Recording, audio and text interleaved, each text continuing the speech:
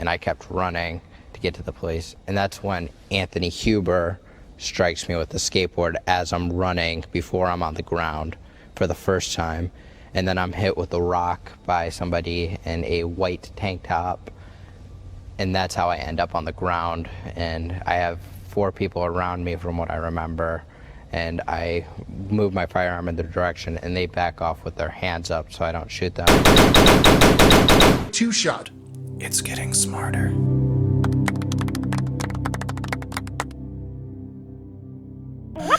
We want to talk about Kyle Rittenhouse.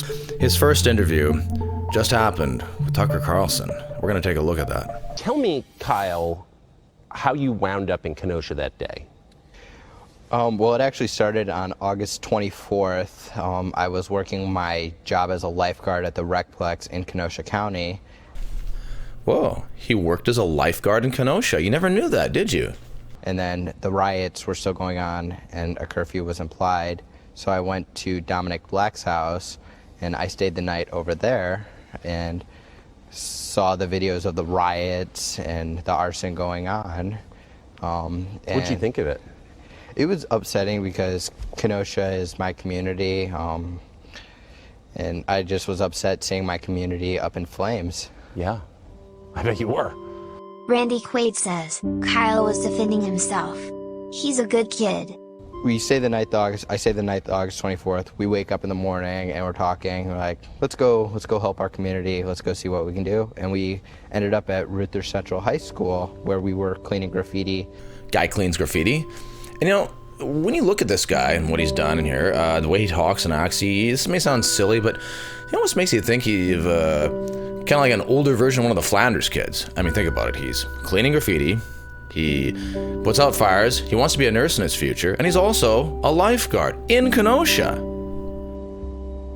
Where were the police? I'm not sure really, because they have a hard job. For sure. But I didn't really think they got the support they needed. The National Guard should have been called August 23rd, but the city of Kenosha failed the community. The governor, Tony Evers, failed the community, and there should have been a lot more resources to help with that. Sometimes when we talk about the city failing to protect their community in Kenosha, it almost makes me feel like, and this is a bit of a conspiracy theory, but you know, it wouldn't be the first time stuff like this has happened. Maybe certain members of the Democratic Party paying off certain officials to stand down, creating a story and drama supporting their case. All of a sudden, BLM are protesting. They know some people are going to oppose this, and then boom, all of a sudden, right-wing supremacists have struck.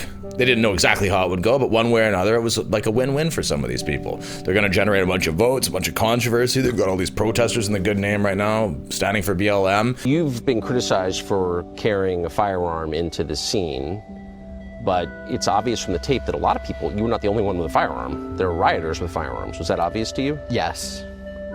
How many people want to keep saying, oh, Kyle crossed state lines. Kyle crossed state lines with a gun. First of all, he didn't. The gun was in the other state. He just crossed state lines. It's not even very far.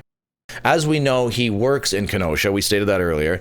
But you think these other protesters didn't cross state lines? A lot of them did. In fact, as far as I know, don't quote me on this, but I believe Rosenbaum was from Texas. I think he had history in Kenosha. That's where his girlfriend was. But he took a bus to get there. Remember, he went from the bus station to Miss Sward's house, which is about 4 miles, then ended up walking back, which is in the vicinity of where the riots took place. He was from out of town. A lot of these people were from out of town. And guess what? They had guns too. They weren't there to protect anything. So you saw other people with guns? I did. There was a lot of people there were rioters with firearms. I remember one very distinctly. Joshua Zeminski was walking around with a pistol in his hand all that night with Joseph Rosenbaum. These people all have criminal records. They're not good people, lengthy criminal records. Most people should know about that. I think a lot of people really don't know that. I mean, think about it. How many times do people on the left have to keep saying, and I don't want to identify so politically, but that's what it is, Kyle crossed state lines with a gun. Where did you first see Rosenbaum? The first time I saw Rosenbaum was the first time he threatened to kill me. It was at the corner of the Car Source lot that I was at primarily that night, and I was asking people if they needed medical, and he came up to me and Ryan Balch and he said, If I catch any of you MFers alone, I'm going to effing kill you. Had you ever seen him before? I have not. These people were not protesters. They were rioters and nothing else. So you'd never seen this guy. He walks up and threatens to kill you out of nowhere. Yes. It was quite shocking. I was like, why would somebody threaten to kill me? I'm just asking if people need help on both sides. I was there just to help anybody that needed it. And he had been acting very belligerently. he said, this is the second time he threatened to kill everybody. He said, I'm gonna effing kill you. I'm gonna cut your hearts out, you effing N-words. Cut your hearts out? You had the actual protesters and you had the a-holes that were trying to use the protest as their own game. Think about this. Jump Kick Man and the others who attacked Kyle were mainly friends. You can see pictures of Zeminski with Rosenbaum, and Anthony Huber is holding Rosenbaum back in one point. Jump Kick Man is seen starting fires with them in that area by the dumpster, and they all are leading the attack, along with Gage, who I think was just somebody influenced by group mentality. I mean, look at him running away from Kyle because he's not sure what's happening. Then when everyone starts running, boom, he's right there. There was a mob forming and calling for my execution to get him and to kill him. And that's when I try to run to the police line and get to the police. And then I am attacked again. By the guy who kicked you? By Jump Kick Man, yes. Jump Kick Man approached prosecution, actually, and he wanted to testify in exchange for immunity. They didn't want to deal with that, though, and that's why we never saw Jump Kick Man. Whose identity we didn't know. It turns out the prosecution knew it and hid it. So we found out November 7th, the prosecution, we went into the judge's chambers and the prosecution said, we identified Jump Kick Man, and the prosecution threw a fit a little bit. Jumped up charges, lying witnesses and withheld evidence. They didn't want us to interview him. They were like, well, he's a victim, and didn't want my investigators or my attorneys to interview him or ask him questions. They just wanted to do it private, non-recorded, and the judge said, no, it's going to be recorded. And then a couple hours later, they say, oh, he asked for immunity and we're not going to give it to him, so we're not going to be calling him as a witness. Yeah, well, probably didn't want to talk about his criminal record. Yeah. So We now have people protesting with the common theme that a white person was not charged with murder. I mean, if you simplified it, it kind of reads out as, hey, black people usually get charged and have to do prison time, so we think it's only fair that the white guy gets charged. That's unfortunately not how the justice system works.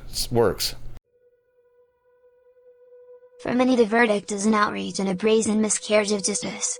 Rittenhouse is a Blue Lives Matter enthusiast who went to protest against a police shooting with a military-style rifle that he obtained illegally, falsely told people he was a medic, and ended up killing and hurting people who felt threatened by him. The overwhelmingly white jury appears to have given Rittenhouse the benefit of the doubt, after a trial in which the judge at times appeared to show favorable treatment of the defendant, and in a country in which it's almost impossible to imagine a black defendant accused of similar crimes receiving such easy treatment.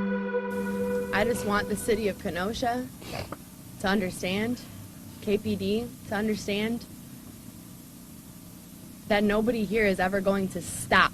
Come on. Nobody here is ever going to stop attempting to expose the flaws in this system. Black Lives Matter is a terrorist organization! Black Lives Matter is a terrorist organization! Black Lives Matter is a terrorist organization! Kyle Rittenhouse is a fucking patriot!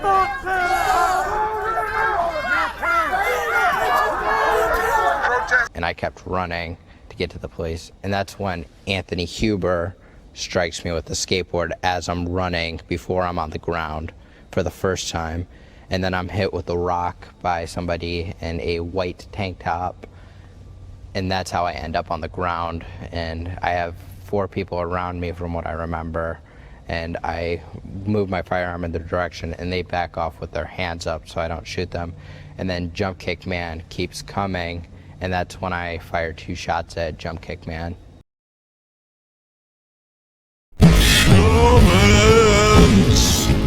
They omitted some facts and made up some of their own in this article.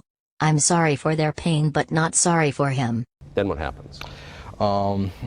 After Jump Kick Man is running off, Anthony Huber comes up and he grabs the barrel of my gun, and then he hits me with his skateboard holding his trucks, and that's when I shoot him one time.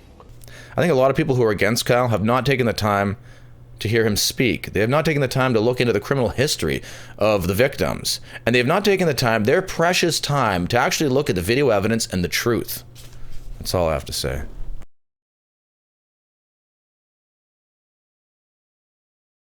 If you look at it, and there's more video evidence in this trial than I think any other trial ever for something of this magnitude. You know, and you can go in, like, I went into this, honestly, with not all the knowledge. I remember watching the stuff that happened before, and I might have known a bit of the truth after watching it for a bit, but I don't remember. I remember being a little confused. In fact, Jason Lukowski, that was the Marine guy who was putting the tourniquet on the arm of Gage.